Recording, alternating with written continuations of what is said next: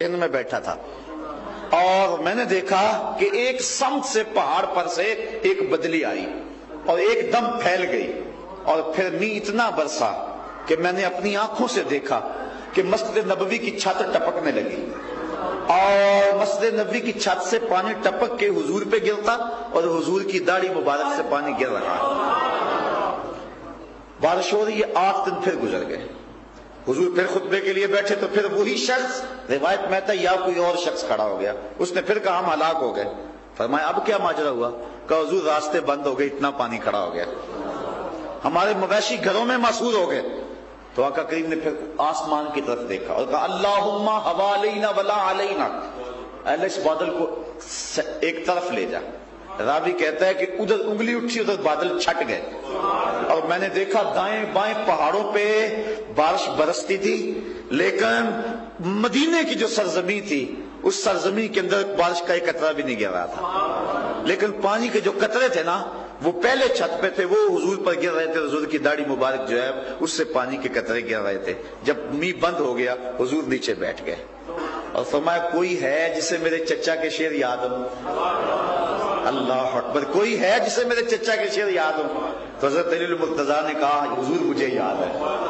تو پھر مجلس لگ گئی. حضور کی نعت حضرت علی نے پڑھی جو لکھی تھی حضور کے چچا نے, اور یہ شعر پڑھا وَأَبْيَضُ يُسْتَسْقَى الْغَمَامُ بِوَجْهِهِ سماد الیتاما وعصمت للارامل, یہ میری گوری رنگت والا بھتیجا جس کے چہرے کی چمک سے جو ہے وہ نور سے آسمان سے بارش برستی ہے. حضور فرمایا آج میرے چچا ہوتے تو بڑے خوش ہوتے. اللہ اکبر. تو اس دور کے اندر بھی حضور دکھیوں, غریبوں اور بیواؤں کے کام آتے رہے, اور جب حضور کے اوپر نبوت کی گراں بار ذمہ داریاں آئیں وہ تو ایک دور ایسا تھا کہ حضور علیہ السلام ہر وقت مستعد تھے. اور کس انداز کے ساتھ حضور نے گری ہوئی قوم کو جو ثریا کی بلندیوں تک پہنچایا اور رفعتیں دی حضور نبی رحمت صلی اللہ علیہ وآلہ وسلم نے. آج پوری کائنات کا ایک ایک ذرہ حضور کا مرہون منت ہے. یہ جو پچھلی حکومت پلٹ کے گئی ہے دعا کرو واپس پلٹ کے کبھی نہ آئے, اور یہ جو موجود ہے اللہ ان کو بھی ہدایت عطا فرمائے. اس وطن کے اندر یہ نظام مصطفیٰ کی بہاریں لائیں, اور یہی اس وطن کا مقدور ہے. ہزاروں ماؤں نے اپنی ممتا بری گودیاں اسی لیے قربان کی تھی. جب ماں کی گود سے بچہ چھین کے سکھ کر پان کی نوک پہ چڑھاتا تھا تو ماں زور سے کہتی تھی پاکستان کا مطلب کیا, لا الہ الا اللہ. آج وہ بوڑھی ماں رو رہی ہوگی, آج وہ بوڑھی ماں تڑپ رہی ہوگی. کیا اسی لیے تقدیر نے چنوائے تھے تن کے بن جائے نشیمن تو کوئی آگ لگا لے. یہ چند لوگوں کی عیاشی کے لیے ملک نہیں بنا تھا, یہ تو نظام مصطفیٰ کے جو ہے وہ نفاذ کے لیے بنا تھا. قائد اعظم محمد علی جناح علیہ الرحمہ نے کہا تھا ہم ایسے ایک تجربہ گاہ چاہتے ہیں جہاں اسلام کے اصولوں کا تجربہ کیا جائے اور دنیا کو دکھایا جائے کہ یہ اسلام کا نظام ہوا کرتا ہے. لیکن افسوس بن گئے تن کے نشیمن کے کفس کی تیلیاں, بن گیا کیا چلے تھے ہم کیا بنانے کے لیے. دعا کرو اللہ اس وطن کو نظام مصطفیٰ کی بہاریں عطا فرمائے. تو وہ ایک بل پاس ہوا تھا حدود نسواں کے حوالے سے, تحفظ حدود نسواں اس کا نام رکھا گیا, جس کے اندر اسلامی جو شکیں ہیں سزا کی اس سے کچھ تغیر و تبدل کیا گیا. تو حدود سیمینار تھا ہمدرد ہال لاہور میں, تو میں نے اس میں جب وہ کراچی کے اندر عورتوں نے بھنگڑے ڈالے اور بازاروں کے اندر آ کے ناچی کہ ہمیں آزادی مل گئی ہے, تو میں نے کہا تو بھول گئی اس وقت کو جب تو پیدا ہوتی تھی تو باپ کہتا تھا اس سے تو سانپ جنم لے لیتا. تو بھول گئی اس وقت کو جب باپ تجھے گڑے میں دھکا دے کے اوپر سے مٹی ڈھیلتا تھا اور تیری چیخیں بھی اس کے دل میں نرمی پیدا نہیں کرتی تھی. تو بھول گئی اس دور کو جب تیرا بھائی تجھے قتل کرتا تھا کہ کل کوئی میرا بہنوئی نہ کہلائے. تو بھول گئی جب تو ماں ہو کے ترکے میں بٹتی تھی اور کام کاج کے لیے تجھے وہ وقت تیرا تقسیم کرتے تھے جب ماں ہو کے تو تذلیل کے مرحلے میں تھی, جب بہن ہو کے تو قتل ہو رہی تھی, اور جب بیٹی ہو کے تو زندہ درگور کی جاتی تھی. کس نے جنت کو کھینچ کے تیرے قدموں تلے رکھا؟ تیرا حق نہیں اس کا شکریہ ادا کرے. آج بوڑھا باپ کمر پہ بوریاں لاد لاد کے مزدوری کر رہا ہے کہ میں نے اپنی بیٹی کے ہاتھ پیلے کرنے, بھائی فیکٹری میں اوور ٹائم لگا رہا ہے کہ میں نے اپنی بہن کی شادی کرنی ہے, اور جب بہن کو رخصت کرتے ہیں تو بھائی بھی پھوٹ پھوٹ کے روتا ہے اور باپ بھی پھوٹ پھوٹ کے روتا ہے. میں نے کہا کہ یہ تو قتل کرتے تھے، یہ تو زندہ درگور کرتے تھے، اوپر مٹیاں ڈھیلتے تھے، ان کے سینے کے اندر یہ تڑپ کس نے ڈال دی؟ یہ تیرا پیار کس نے ڈال دیا؟ تو شکریہ کر محمد عربی کا، تو شکریہ ادا کر مصطفیٰ کریم کا۔ اور مردوں کو تو محفل میلاد منانا ہی چاہیے، عورتوں کو اور زیادہ منانا چاہیے، اس کو تو اپنے گھروں کو محفل میلاد بنا دینا چاہیے۔ ان کی ساری عزت مصطفیٰ کے دم سے، ان کے سارے وقار مصطفیٰ کے دم سے۔ تاریخ عرب پڑھے بندہ حیران ہو جاتا ہے۔ آج بھی آپ اگر جائیں تو دارالتوحید کے ساتھ جو پل ہے اس کے بالکل متصل وہ قبرستان آج بھی موجود ہے، جس کے اندر وہ عورتوں کو، بچیوں کو زندہ درگور کیا کرتے تھے۔ وہاں رونگٹے کھڑے ہو جاتے ہیں، عبرت کا نشان وہ آج بھی موجود ہے۔ بہن کو قتل کرتا تھا بھائی کہ کل میرا کوئی بہنوئی نہ کہلائے۔ لیکن اور تاریخ کا ایک عجیب واقعہ سناؤں۔ اللہ کے محبوب علیہ السلام کی حقیقی بہن اور حقیقی بھائی کوئی نہیں تھا، لیکن جب حضرت حلیمہ سعدیہ کے ہاں گئے، ایک ان کی بیٹی تھی جس کا نام تھا حضرت شیمہ، اور وہ حضور کو شام کے وقت قبیلہ بنو سعد کے کھلے میدان میں کھلانے کے لیے لے کر آیا کرتی تھی۔ ہمارے دیہاتوں میں رواج ہے، شاید شہر میں تو دم توڑ گیا ہوگا، شام کے وقت جب عورتیں کھانا پکانے میں مصروف ہوتی ہیں نا تو بہنیں اپنے ویر اٹھا کے باہر کسی کھلی جگہ پہ لے آتی ہیں کہ امی یکسو ہو کے کام کر لیں۔ اور ہر بہن کا مزاج یہ ہوتا ہے کہ میرا ویر سے سونا زمانے میں کوئی نہیں، تبھی تو چندہ ماموں کہا جاتا ہے نا، یہ بہن کا مزاج ہے۔ کالا کلوٹا بھی وہ کہتی ہے رنگ نہیں تو کیا ہے، نکوچ تو ہے، اور جس کے نکوچ نہ ہو رنگ سفید ہو وہ کہتی ہے رنگ نہیں تو حسن کہاں ہے، حسن تو چٹے رنگ میں ہوتا ہے، وہ دلیل دیتی ہے۔ یہی کچھ قبیلہ بنو سعد کے میدان میں ہوتا، ایک کہتی میرے ویر کا مقابلہ نہیں، دوسری کہتے میرے ویر کا مقابلہ نہیں، ایک کہتی میرے ویر کی آنکھ تو دیکھو سرمگی، دوسری کہتی اس کے رخسار تو دیکھو، تیسری کہتی اس کے کشادہ پیشانی تو دیکھو، کوئی کہتی اس کی اٹھی ہوئی ناک تو دیکھو، کوئی کہتا ہے اس کے رنگ کی چمک تو دیکھو، مناظرے کر رہی ہوتی۔ اتنے میں حضرت شیمہ اپنے ویر محمد کو اٹھا کے صلی اللہ علیہ وسلم، اور دور سے کہتی نہیں میرا ویر بھی آ گیا۔ اللہ، ویر سونے ہو تو بہنوں کو ناز ہوتا ہے، کہتی میرا ویر بھی آ گیا، وہ کہتی نہیں شیمہ تیرے ویر کا مقابلہ تو نہیں ہے۔ پھر حضرت شیمہ حضور کو گود میں لے کے چمٹا لیتی اور کہتی ربنا ابق لنا محمدا حتی اراه یافعا وامدا، اے اللہ میرے ویر کو نظر نہ لگے، آج یہ بچوں کا سردار ہے، کل ان آنکھوں سے دیکھوں جوانوں کا سردار۔ شیخ محقق نے مدارج النبوہ میں لکھا حضرت شیمہ کا ایک قبیلے میں نکاح ہو گیا، بچے ہو گئے، حضور مکے میں آئے، 53 سال گزارے، مدینہ شریف چلے گئے۔ جس قبیلے میں حضرت شیمہ کی شادی ہوئی تھی اس قبیلے سے غزوہ ہوا، اللہ نے اسلام کو فتح دے دی، اس قبیلے کے کافی لوگ گرفتار ہو گئے۔ اپنے گرفتار شدگان کو چھڑانے کے لیے عرب کے رواج کے مطابق وہ گھر گھر سے رقم اکٹھی کر رہے ہیں۔ جب حضرت شیمہ کے گھر آئے، کہا تمہارا حصہ اتنا بنتا ہے، کہانی سنائی کہ ہماری لڑائی ہوئی ہے، اتنے بندے مارے گئے، اتنے گرفتار ہو گئے۔ باتوں باتوں میں حضور کا تذکرہ آ گیا اور کسی کے لب پہ حضور کا نام آ گیا۔ جب حضور کا نام سنا تو حضرت شیمہ کی آنکھوں کی پتلیاں خوشی سے پھیل گئی۔ کہا اچھا اس سے تمہاری لڑائی ہوئی ہے، اس نے تمہارے بندے پکڑے؟ کہا ہاں۔ کہا پھر رقم اکٹھی نہ کرو۔ کہا کیوں؟ کہا مجھے ساتھ لے چلو۔ کہا تو کیا کرے گی؟ کہا تمہارے بندے چھڑاؤں گی۔ کہا عجیب بات ہے۔ کہا تمہیں نہیں پتا وہ میرا ویر لگتا ہے، وہ میرا بھائی لگتا ہے۔ قوم کے سرداروں کو لے کر حضرت شیمہ جب حضور کے خیمہ نوری میں داخل ہونے لگی نا تو یہ مدنی دور تھا، تو صحابہ ننگی تلواروں سے پہرا دے رہے ہیں۔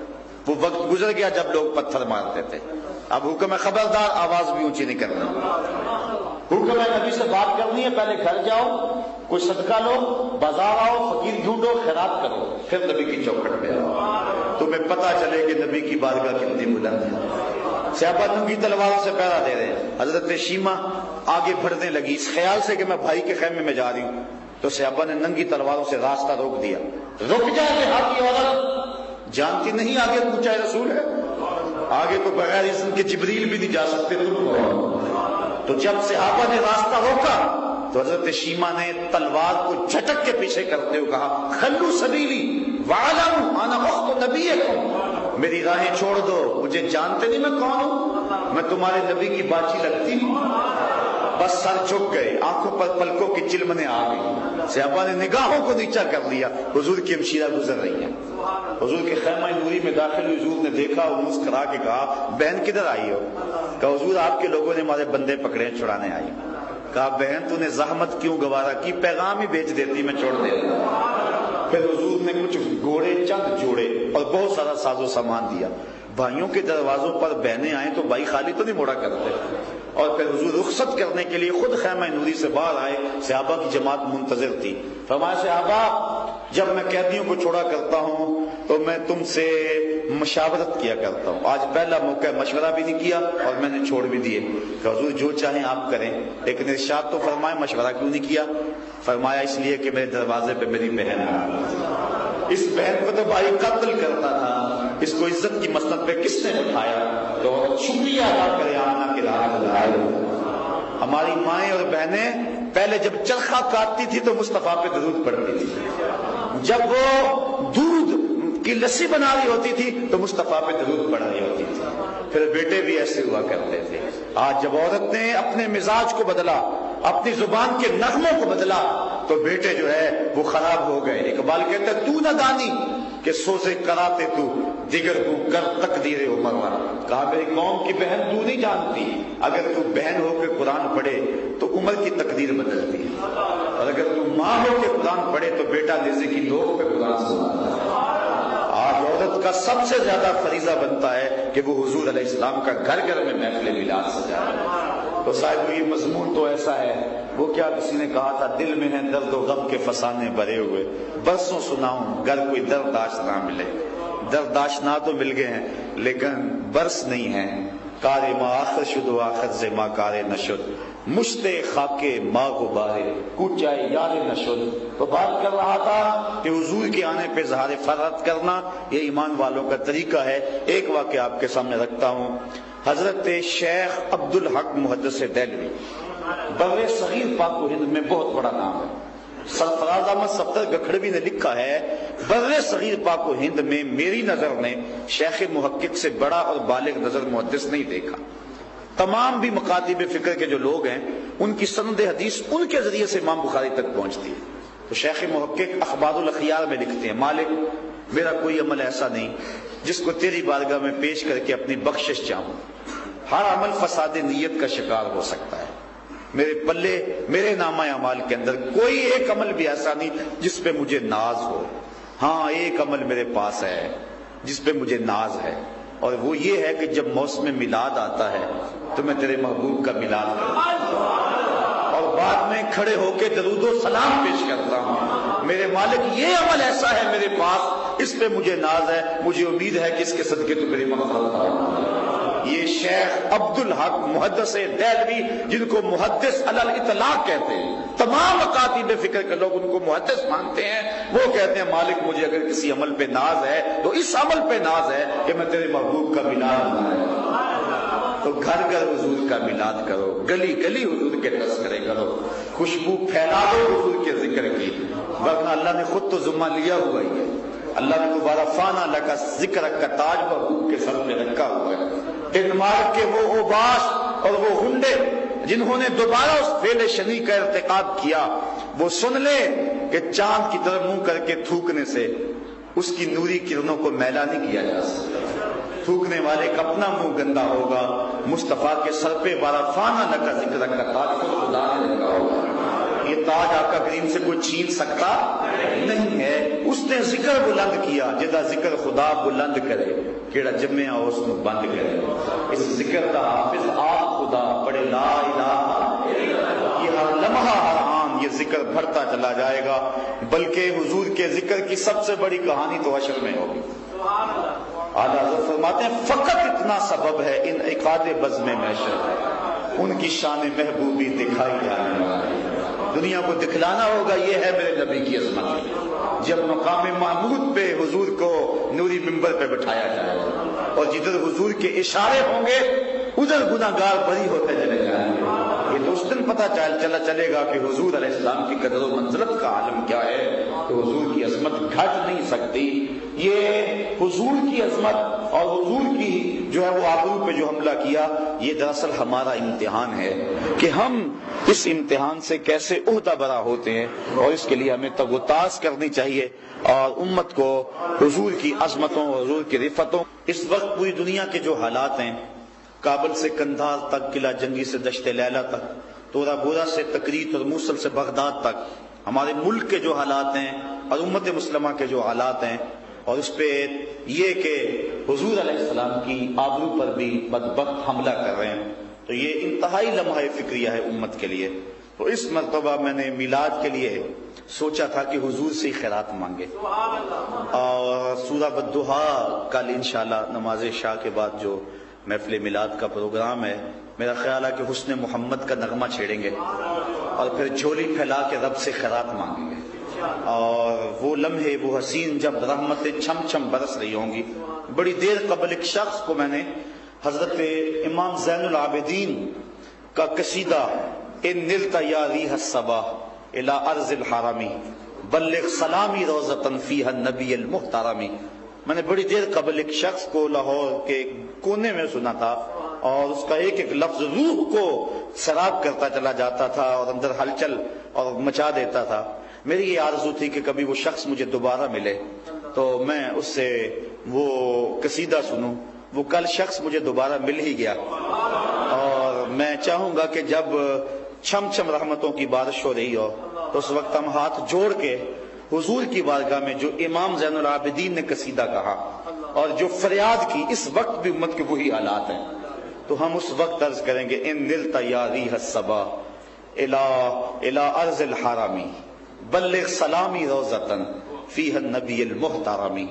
اور بھی ملک کے نامور نعت خواں ہیں، وہ ایک ننھا سا ثنا خواں ہے فرحان علی قادری، اس نے بھی مجھے کل فون کیا کہ میں جناب آپ کی محفل میں آنا چاہتا ہوں، تو میں نے کہا جناب ہمارا تو ایک سٹائل ہے منفرد آج کل کا جو وہ طبلہ سرنگی اور ذکر، تو اس نے کہا کہ جس طرح آپ پڑھیں کہیں گے اس طرح انشاءاللہ میں پڑھوں گا۔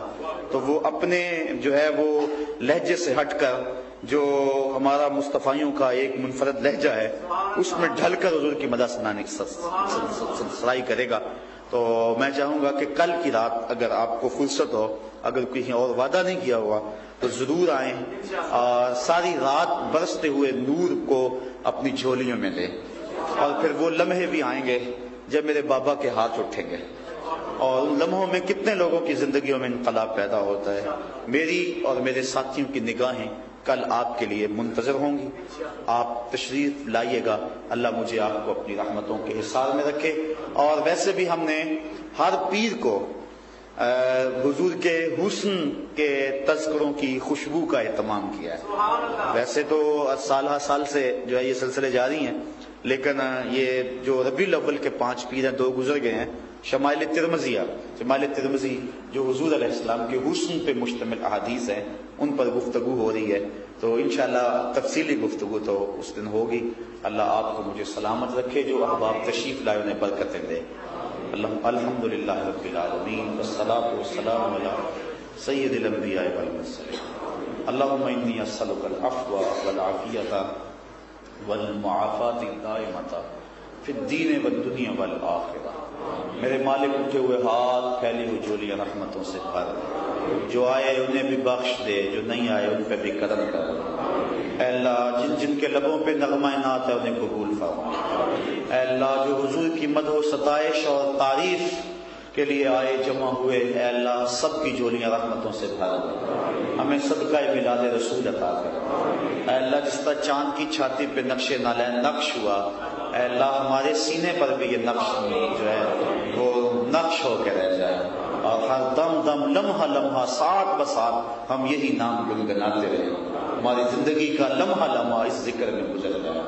اے اللہ جن لوگوں نے اس محفل کا اہتمام کیا کرتے ہیں برس ہا برس سے، یہ عظیم الشان پروگرام تسلسل سے اس کے ساتھ جاری رہنا، یہ تیری کرم نوازی اور تیرے محبوب کی نگاہ ناز کا عطیہ ہے۔ اور جو لوگ تسلسل کے ساتھ مالی تعاون اور جنہوں نے حال فراہم کیا، اور بالخصوص ہمارے یہ کارکن جو شب و روز اس کاز کے لیے جد و جہد کر رہے ہیں، اے اللہ سب کو برکت دیتا۔